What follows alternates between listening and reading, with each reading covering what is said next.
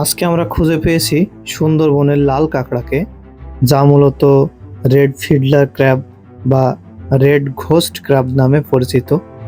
Mangrove বনাঞ্চলের বাস্তুতন্ত্রে অত্যন্ত গুরুত্বপূর্ণ। হাই, আমি মোহাম্মদ আনোয়ার পারভেজ।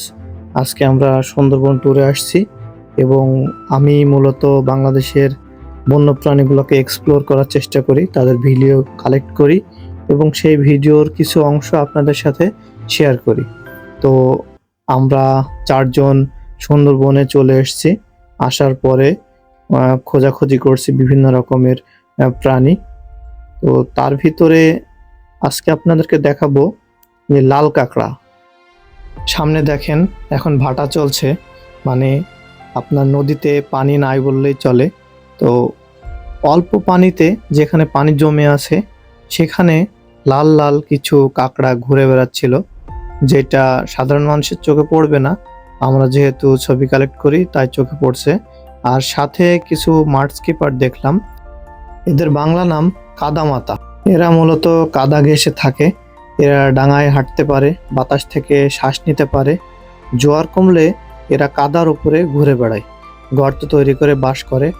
আর বনাঞ্চলের বাস্তু সংস্থানে এদের ভূমিকা বেশ গুরুত্বপূর্ণ। তো তারপরে আমরা দেখলাম যে আমাদের সেই লাল কাঁকড়া চলে আসছে ও ওর মতো করে খাবার খাচ্ছিল। মাটিতে ছোট ছোট হয়তো পোকামাকড় বা শ্যাওলা জমে আছে, ওরা ওইগুলা খাচ্ছিল।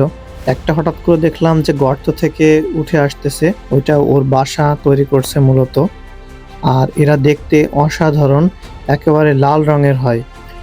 লাল কাঁকড়ার ভিডিও করতে করতে আমাদের চোখে একটা কালো কালারের কাঁকড়া বাঁধলো। এটা হয়তো বা অন্য কোনো ভেরিয়েন্ট হতে পারে।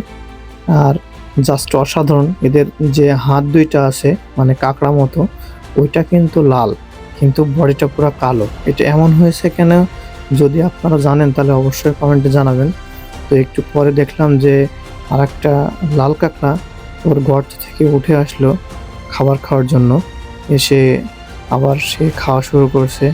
সে দৃশ্য আপনারা যদি নিজ চোখে দেখতেন তাহলে আসলেই অনেক শান্তি পাইতেন। তো ভিডিওটা লাইক, কমেন্ট, শেয়ার করবেন। ধন্যবাদ সবাইকে।